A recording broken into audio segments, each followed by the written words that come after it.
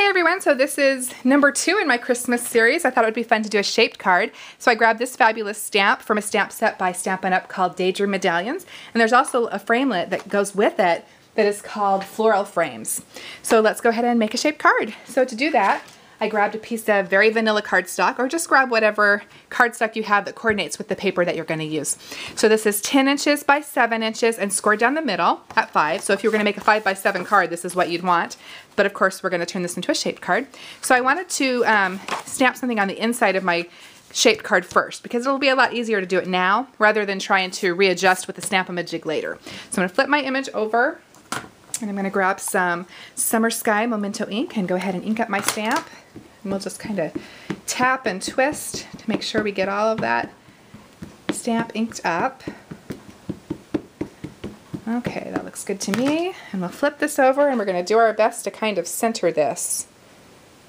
Just kind of eyeballing here. A little bit of pressure. Make sure we get the whole stamp. And then we're going to lift straight up. And there's our cute little frame. And then I'm going to immediately go ahead and clean off my stamp. And the reason I'm doing this is because I want to use the same stamp to do some embossing later, and I don't want there to be any blue ink on it. So we'll set this aside to dry, and then we'll go ahead and cut out our shaped card. So to do that, I'm going to go ahead and pull up my Cathijudd. There we go, and we're going to stick on our A plate and our B plate. The piece that we're going to use to cut our shaped card. And so even though this is the inside, I'm going to have that facing me so that I make sure that I cut where I want to cut. Okay, so now the important thing about a shaped card is you want to make sure that when you lay your framelit on, that up where the seam or the fold is, there's a gap, because that's what's going to make our shaped image. Now if you just cut it out where it is, you know, I mean, without any gap, you're just going to basically be cutting 2 pieces of cardstock, and then your shaped card won't work. So here we go. I'm going to center this the best that I can. That looks good to me. And then remember, there's a little bit of a gap up at the top where our framelit does not touch. We'll slip on our C plate, and you can certainly use some washi tape or a post-it note to hold your framelit in place if you're worried. And then I'm going to run this through my Cathijudd. Now I'm going to actually run this through 2 or 3 times just to make sure that my framelit actually cuts through 2 layers of cardstock. That's kind of a great thing about Stampin' Up! Paper, is it is thick, but also we want to make sure that it cuts through. So again, 2 or 3 times through. Okay, so once we've run that through, let's have a check and see if we made it all the way.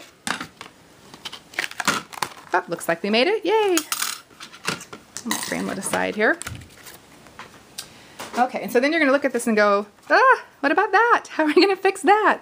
Well, the way that you're going to fix that is by taking that exact same framelit, choosing the paper that you want to go on top, and cutting out another one. So then you'll have the perfect shape. And then, of course, this side that we're seeing is the inside. We're going to reverse that in a minute, but this is going to go on top. And then you'll still have, when that's glued on top, you'll still have your shaped card, right? So just 1 second on that, and let's go ahead and do some quick embossing, which is the fun part, right? Okay, so to do that, I'm going to grab another piece of very vanilla cardstock, and we're going to work on the top piece really quick. So I want to bring back that same shape that we just used on the inside. I'm going to grab some Versamark and go ahead and put that on my frame. And this is this really, really sticky ink is what is going to be great for adhering our embossing powder to. So we'll press this into place and lift straight up.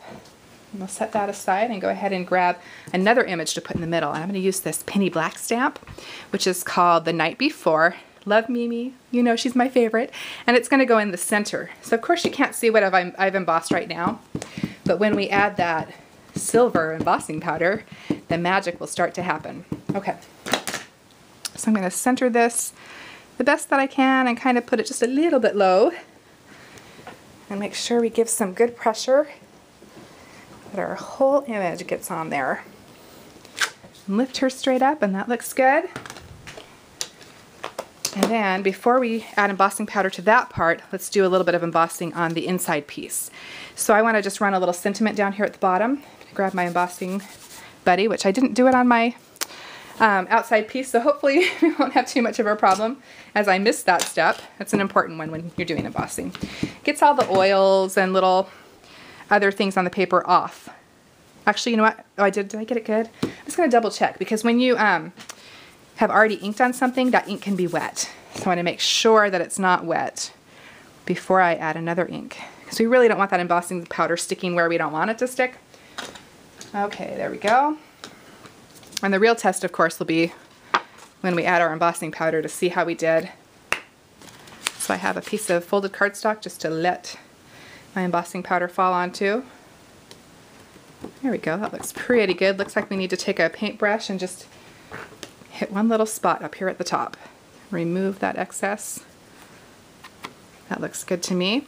And we'll hit the heat tool to that in just 1 second. Now let's go ahead and do our other piece.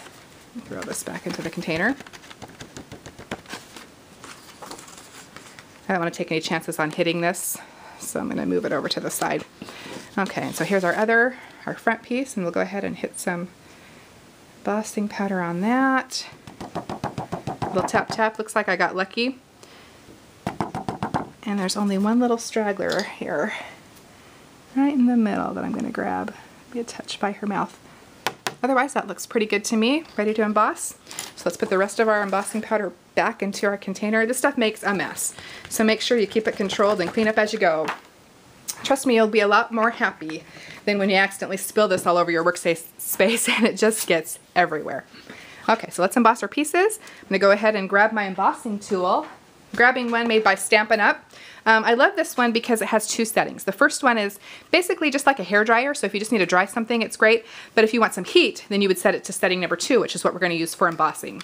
So I'm going to turn it on, give it a couple of seconds to warm up, and then we'll go ahead and emboss our pieces. And I'm going to let you watch so you can see the magic happen, which is so fun.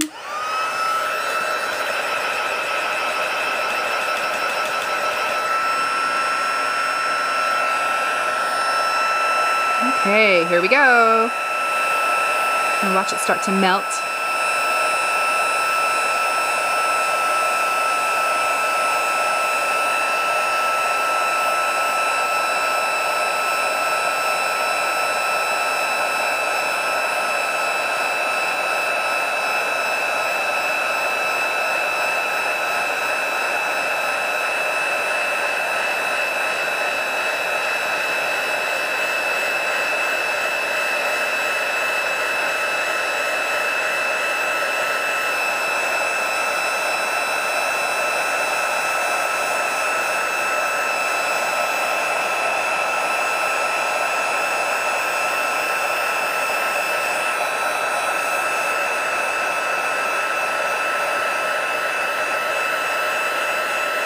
Double check that we got it all.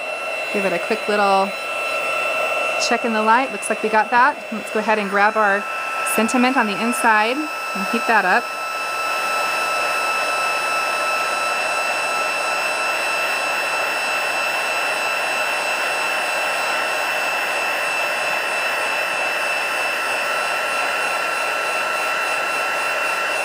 There we go. Isn't that beautiful?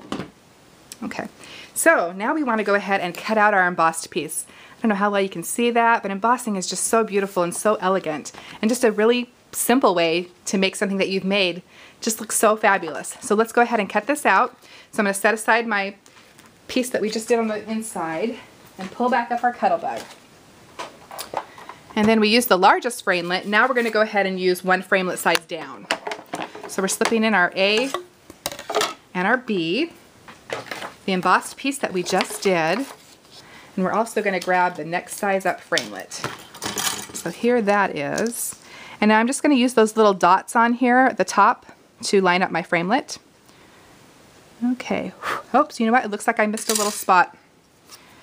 Good thing to check before we got any further. You see that where I kind of missed it? I'm going to grab my heat tool. One more quick little heat. Right here at this bottom corner where I missed it. There we go. It happens. Okay. Bring back up our framelit. Line that up. Good thing we saw that before we ran it through the Cuttlebug and it wiped away all of our embossing powder. Okay, so that looks good to me. I'm going to lay on our C plate. Oops, looks like we shifted just a hair. There we go.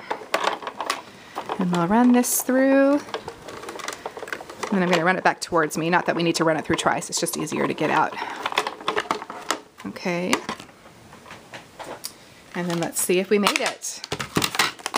Looks like we did. So now with this cute little piece, before we put this on the top of our card, so what I've gone ahead and done is attach the colored paper onto the top of my card. You can see where we embossed on the inside. And there's the top.